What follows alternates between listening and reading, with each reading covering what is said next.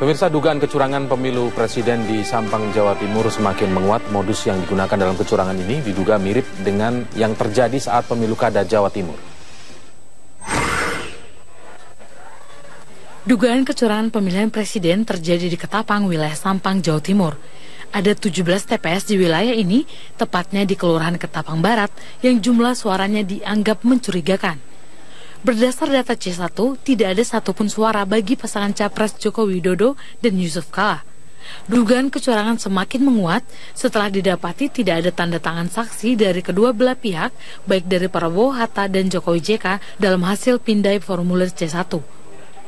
Modus ini dinilai Ketua DPP Muslimat NU, Kofifa Indar Parawansa, mirip dengan yang pernah terjadi dalam pemilu kada Jawa Timur. C1 yang saya bawa ini memang fotokopinya. 100% yang ada di dalam DPT hadir, 100% memilih nomor 1. Ini adalah contoh-contoh C1. C1 panjenengan bisa mirsani kok koyoke fotokopi dari pola Pilgub. Sementara itu, Panwaslu Sampang rencananya akan segera memeriksa petugas KPPS di 17 TPS di Kelurahan Ketapang Barat yang diduga terkait untuk mengetahui ada tidaknya tindak kecurangan di sana. Tim Liputan Metro TV. Panwaslu Sampang, Jawa Timur akan memeriksa seluruh petugas KPPS yang diduga melakukan kecurangan. Pemeriksaan dilakukan setelah Panwaslu Sampang menerima laporan dugaan kecurangan di 17 TPS. Dugaan kecurangan terjadi di Kelurahan Ketapang Barat, Kecamatan Ketapang, Sampang, Madura. Di Kelurahan Ketapang Barat ini, di seluruh TPS yang berjumlah 17, tidak satupun pemilih yang memberikan suara untuk pasangan Capres Joko Widodo Yusuf Kala. Dugaan kecurangan semakin menguat setelah hasil pindai formulir C1 tidak tertera tanda tangan saksi dari kedua pasangan Capres dan Cawapres.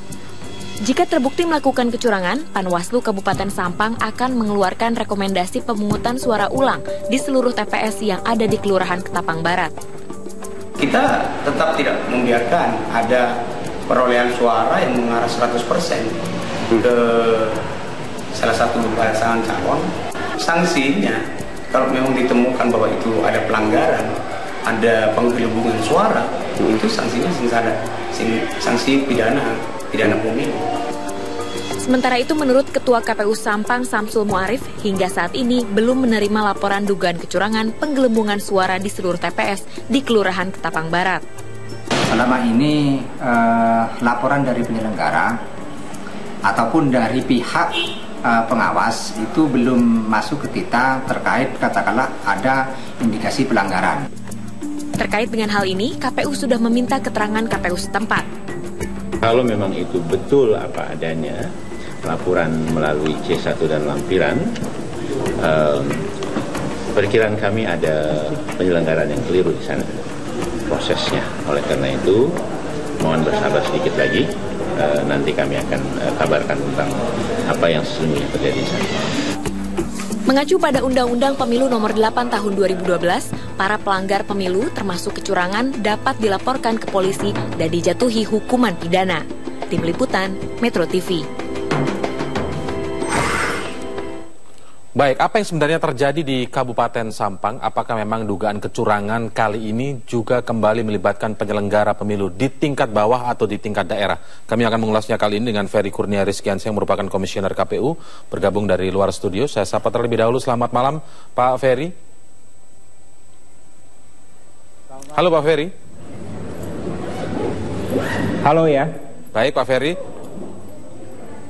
Ya, baik. Di studio ada Taufik Basari, tim hukum dari Jokowi JK. Selamat malam, Mas Taufik. Malam, Bang Indra. Dan Rafli Harun, pengamat hukum tata negara. Selamat malam. Iya, selamat malam. Baik, selamat malam. Saya ke Bung Ferry, Pak Ferry terlebih dahulu. Pak Ferry, bagaimana Anda merespon dugaan adanya kecurangan terhadap Jokowi JK tentang 0 suara di 17 TPS tersebut, Pak Ferry? Iya, yang pasti kami sudah koordinasi dengan teman-teman di KPU Jawa Timur dan tentunya juga teman-teman KPU Jawa Timur melakukan klarifikasi terkait dengan dugaan-dugaan tersebut. Jadi kita sedang menunggu secara resmi informasi dari teman-teman yang sekarang sedang melakukan juga pertemuan dengan PPK, PPS dan juga dengan KPPS-nya, seperti itu. Seperti apa sih informasi yang didapat sementara ini oleh KPU mungkin belum secara resmi, tapi gambarannya seperti apa Pak? Mungkin informasi ini kan sudah didapat dari sejak kemarin bahwa ada 0 suara di 17 TPS ini. Gambarannya seperti apa yang sementara yang didapat oleh KPU? Ya, kalau soal konteksnya kita belum mendapat informasi utuh ya Mas. Jadi kita juga belum ada gambaran secara langsung.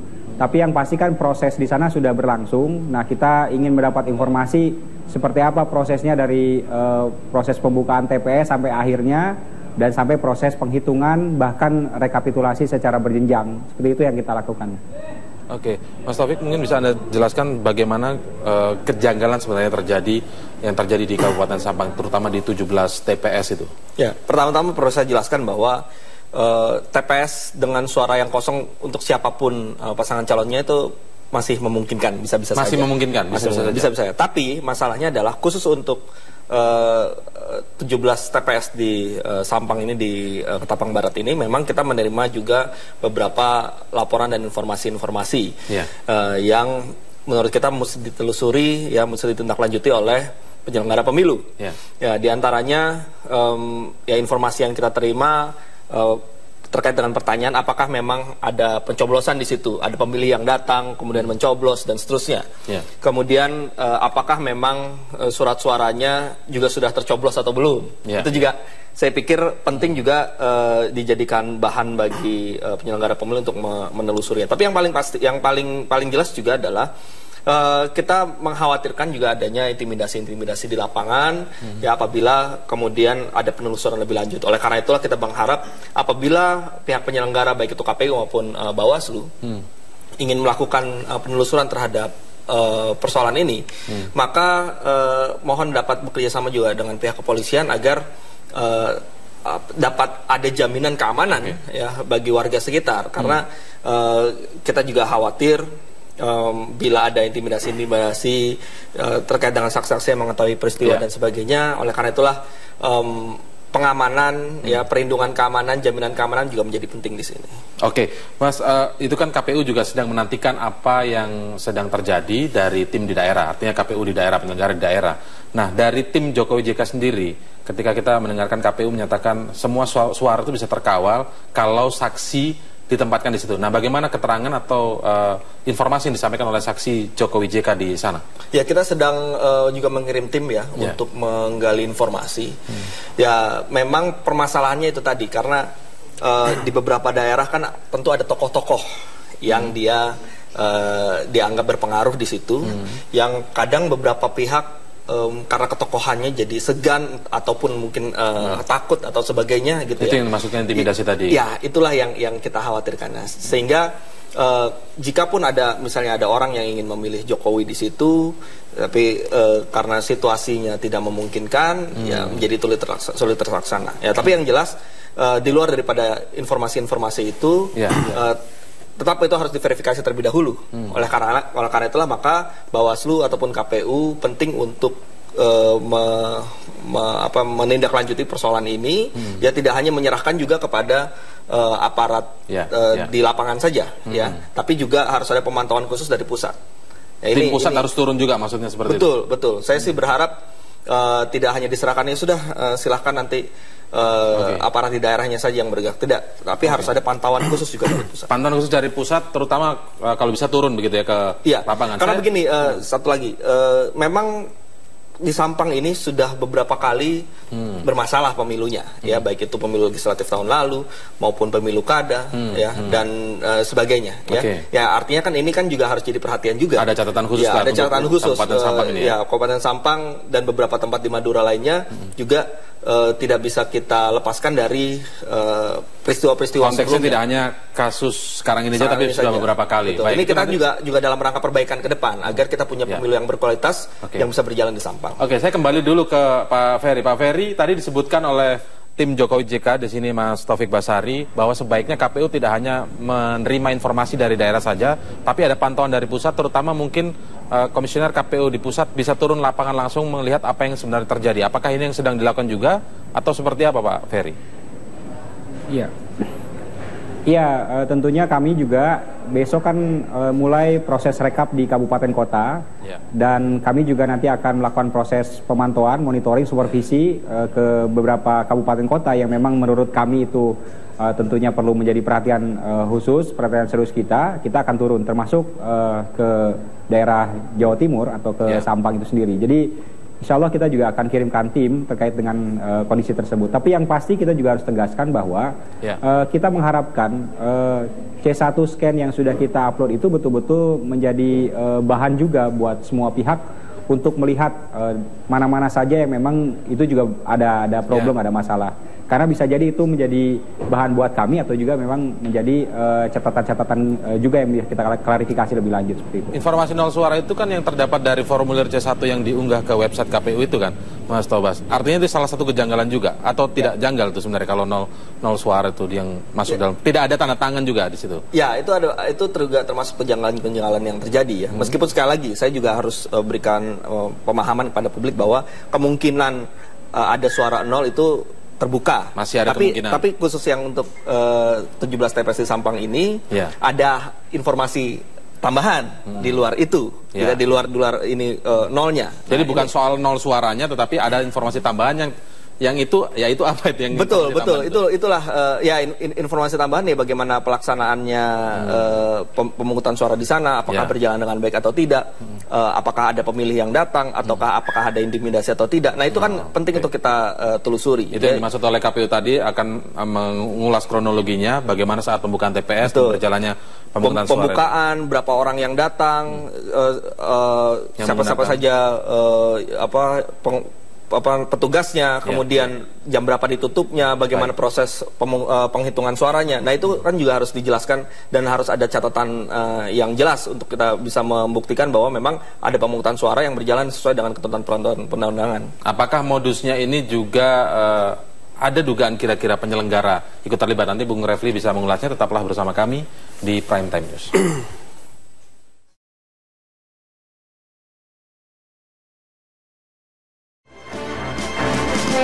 Baik, kita lanjutkan perbincangan di Prime Time News. Saya ke Bung Refli. Bung Refli, kalau disebutkan kasus yang terjadi di Sampang hari ini, terutama di 17 TPS, di mana suara Jokowi JK di situ memperoleh suara nol, begitu, nol suara untuk 17 TPS. Dikatakan tadi bukan konteksnya sekarang aja. Memang kabupaten ini memiliki perjalanan pemilu yang khusus dan punya catatan khusus begitu terkait permasalahannya, pemilu legislatif, pemilu kada. Bagaimana Anda melihat hal ini? Ya, saya paling tidak ya mengikuti Sampang ini sejak pemilu 2004 ya, terutama dari MK ya. Jadi pada waktu itu memang daerah Madura terutama Sampang memang selalu bermasalah. Jadi bahkan pada waktu itu MK pernah mengirim tim ke sana ya untuk mengecek kotak suara. Kotak suaranya saja nggak ditemukan. Jadi kotak suara itu adanya bukan di PPK atau KPU kabupaten kota, tapi di tempat-tempat tokoh masyarakat. Di tempat tokoh masyarakat. Ya, misalnya begitu. Lalu kemudian terakhir ya, saya juga waktu itu jadi ahli untuk kasus Sampang ini. Juga kemudian memang bermasalah juga begitu. Salah satu masalahnya misalnya ada TPS, ini menurut klaim pemohon, TPS siluman. Jadi TPS-nya itu sebenarnya tidak ada ya. Tapi kemudian diadakan dan kemudian suaranya kemudian tentu diberikan kepada mereka yang mensponsori seperti itu. Nah, jadi memang hal-hal seperti ini. Kalau kita tanyakan misalnya apakah misalnya penghitungan atau pencoblosan itu berlangsung secara luber dan jurdil, ya kalau ada pencoblosan. Kalau tidak ada pencoblosan bagaimana? Bisa jadi sesungguhnya pencoblosan tidak ada. Jadi cuma dibuat sendiri rekapnya ya, C1-nya, lalu kemudian surat suara dicoblos belakangan misalnya. Karena ini Anda pernah punya pengalaman untuk soal Sampang ini. Sebenarnya apa sih yang terjadi di sana? Bagaimana masyarakatnya? Apakah mereka memprotes kalau misalnya tidak ada pencoblosan itu atau seperti apa? Ya, saya lihat begini, kalau kita bicara tentang level pelanggaran pemilu kan, yang paling besar kalau kita pakai piramida, yang paling besar tentu kan technical ya, hal-hal yang sifatnya teknis. Kemudian yang tengah tuh fraud atau kecurangan. Nah, yang paling levelnya paling tinggi itu violence dan intimidasi. Jadi kekerasan dan intimidasi. Kekerasan itu tidak harus tidak harus kemudian muncul dengan dengan fisik, tapi bisa juga intimidasi itu bisa juga kekerasan secara psikis ya. Jadi sehingga kemudian masyarakat cenderung memilih yang diperintahkan begitu, karena mungkin harisma tokoh dan lain sebagainya. Nah, ditambah kemudian tingkat pendidikan juga yang menyebabkan itu terjadi. Tapi bisa juga tambahan lain adalah rivalnya itu tidak masuk di wilayah itu, sehingga lebih gampang lagi. Bisa juga karena kemudian penyelenggara pemilunya juga terlibat. Jadi seperti kemarin, pemilu kemarin di DPD, ini di daerah Kalimantan Selatan misalnya, itu ada TPS, di beberapa TPS di kecamatan, di kabupaten, di mana incumbent, ada incumbent berkuasa, ada incumbent ikut dari dalam pemilu ini. Itu ada tingkat partisipasinya 100%, lalu kemudian di 5 TPS menangnya juga 100%. Nah, ini kan luar biasa. Jadi tidak hanya Madura sesungguhnya, di daerah lain juga ada beberapa daerah lain juga terjadi seperti itu. Iya, karena apa? Kecenderungannya adalah kalau itu uncontrollable, tidak bisa dikontrol misalnya maka kemudian bisa saja terjadi hal-hal demikian. Karena kalau misalnya katakanlah terjadi pemilihan dan pemilihan itu genuine, dihitung dan lain sebagainya. Tetapi ketika itu semua dikesampingkan dan kemudian dibikin tidak ada pemilihan itu sendiri maksudnya. Dibikin rekap yang baru, dibuat rekap yang baru, dan rekap yang baru itulah yang kemudian dilaporkan ke jenjang penghitungan suara di tingkat atas. Apa kita bilang? Jadi yang aslinya itu tidak pernah dihitung oleh petugasnya, yang dihitung adalah yang kemudian yang mereka buat sendiri, dan itu sangat mungkin terjadi. Apakah Pak Ferry indikasinya seperti yang diceritakan oleh Bung Refli Harun seperti itu? Karena kita melihat beberapa kalau di Sampang saya pikir beberapa perjalanan pemilu kasus serupa atau yang paling tidak sama juga terjadi di Kabupaten Sampang. Iya, kalau di Kalimantan Selatan seperti yang diceritakan oleh Bang Refli, memang seperti itu. Ada kondisi-kondisi yang memang seperti itu. Itu untuk konteks DPD Tapi untuk di Sampang ini yang sekarang terjadi kan kita juga belum tahu apakah memang ini fakta politiknya seperti itu, realitas politiknya seperti itu, ataukah memang ada problem terjadi di sana. Nah, ini kan kita juga harus kita cek. Tadi yang saya katakan kronologisnya dari mulai awal proses pemungutan suara, proses penghitungan suara sampai proses rekap yang sekarang sedang terjadi. Jadi karena seperti apa yang dijelaskan oleh Mas Taufik Basari, kemudian oleh Bung Refli juga sebenarnya ini nyambung dengan kalimat yang disampaikan oleh Pak Hadar Nafis Gumai begitu, Komisioner KPU juga yang saya kutip begitu Pak, mengatakan bahwa memang dalam perjalanan pemilu beberapa kali ini di Kabupaten Sampang ini ada catatan khusus. Sepertinya juga memang terjadi beberapa kali sempat terjadi kejadian serupa. Ada beberapa catatan. Apakah sebenarnya KPU ini sudah mengetahui masalahnya ataukah masih khawatir untuk menerapkan solusinya sebenarnya? Tentunya dalam konteks masalah kita sudah tahu, bahkan Nia, Sampang, termasuk teman-teman kita di Papua, atau ada beberapa tempat lain yang memang menjadi perhatian khusus kita sudah tahu. Tapi dalam konteks real terjadi kan kita juga tidak pada proses mengetahui sejauh itu. Nah, ini yang memang perlu kita telusuri lebih lanjut. Pak Ferry, kalau memang sudah mengetahui masalah seperti itu saat sebelum terjadi Pilpres atau pemungutan suara pada tanggal 9 lalu, upaya apa yang sudah dilakukan KPU untuk mencegah hal serupa tidak terjadi? Ini agar menjadi pelajaran pemilu ke depan, Pak. Ya, banyak sebenarnya upaya yang sudah kita lakukan dari mulai proses mekanisme yang sudah kita lakukan dengan bimbingan teknis kepada teman-teman penyelenggara, sosialisasi yang juga intensif kepada masyarakat, itu juga kita lakukan. Bahkan pengawalan yang memang cukup melekat dari teman-teman di provinsi, kabupaten, PPK-PPS-nya, seperti itu. Itu yang sudah kita lakukan. Nah, tentunya ke depan kan perlu catatan yang cukup serius buat kita. Baik dari sisi aktivitas proses pemilunya di sana, sisi sosiologisnya juga yang harus kita amati, karena bisa jadi ini menjadi penting buat kita nanti tindak lanjuti untuk pemilu-pemilu ke depan. Seperti itu. Pak Ferry, jadi keputusan akan ada pemungutan suara atau akan ada penghitungan suara saja itu akan disampaikan atau diumumkan ke publik kapan kira-kira Pak untuk konteks Sampang ini? Ya. Tentunya kami besok kan kita juga akan melakukan proses monitoring terkait dengan rekapitulasi di tingkat kabupaten kota. Bagaimana prosesnya? Nanti kita akan informasikan kemudian terkait beberapa. Tapi tidak hanya di Sampang, tapi beberapa tempat yang memang di Tenggarai ada problem-problem informasinya seperti itu. Baik, kami tunggu terus kalau begitu informasi dari KPU soal hal ini. Terima kasih Pak Ferry telah bergabung bersama kami karena Pak Ferry harus ada rapat lanjutan begitu Pak ya. Baik, sama-sama. Baik, terima kasih. Pemirsa tetaplah bersama kami, dialog ini masih kami lanjutkan saat lagi.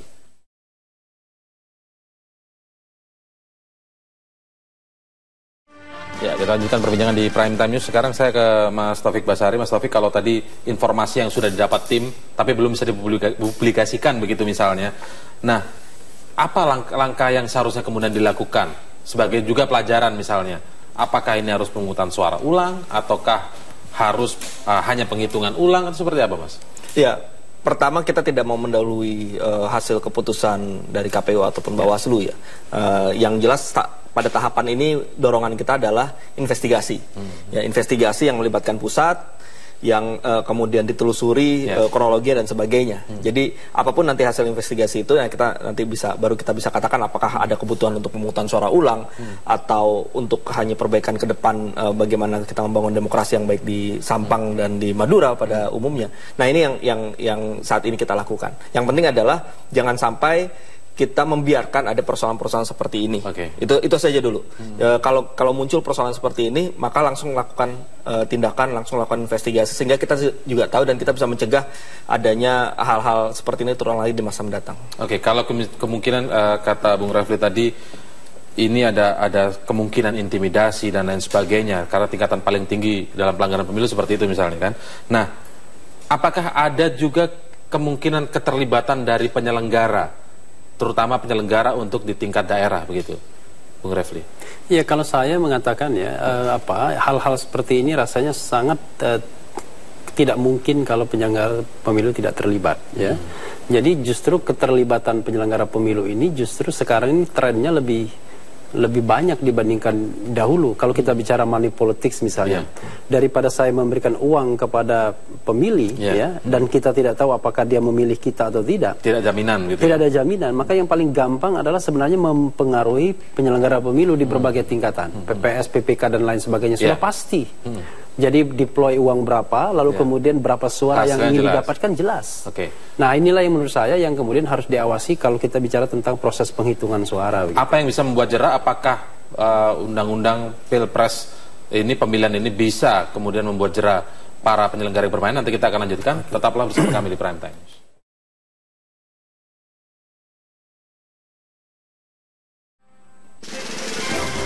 Ya, tadi yang paling dikhawatirkan adalah keterlibatan penyelenggara jika terjadi kecurangan, terutama misalnya yang terjadi di Sampang. Saya ingin pendapat Mas Taufik Basari, apakah juga tim Jokowi JK menduga ini ada permainan di tingkat bawah, terutama dari penyelenggara? Ya, sekali lagi untuk yang di Sampang ya kita masih menunggu dulu ya, menunggu hasil dari penelusuran dari KPU dan Bawaslu. Tapi kalau kita bicara soal pola, memang kejadian-kejadian seperti ini ya, misalnya ada penekanan terhadap pemilih atau ada angka-angka yang juga mencurigakan, itu biasanya memang melibatkan penyelenggara pemilu. Akan sulit apabila tidak ada kerjasama dengan penyelenggara pemilu. Oleh karena itulah maka kita tetaplah dari setiap satu proses termasuk Pilpres ini kita harus ambil hikmah-hikmah dan pelajarannya agar kita dapat memperbaiki ke depan. Nah, oleh karena itulah maka penting bagi kita setiap ada pelanggaran, setiap ada dugaan-dugaan tertentu diinvestigasi, dan apabila ditemukan pelanggaran maka harus ada tindakan supaya kita bisa belajar agar bisa membangun demokrasi Indonesia lebih baik ke depan. Tujuannya lebih baik ke depannya ya. Betul, sekedar ya Pilpres ini kita harus lihat juga sebagai itu. Bukan hanya soal kalah menang, bukan soal siapa yang terpilih, tapi juga bagaimana nilai-nilai demokrasi kita bangun bersama agar Indonesia menjadi lebih baik lagi. Itu yang paling penting juga dari semuanya. Oke, baik. Terima kasih Mas Taufik Basari, Bung Refli Harun telah bergabung bersama kami.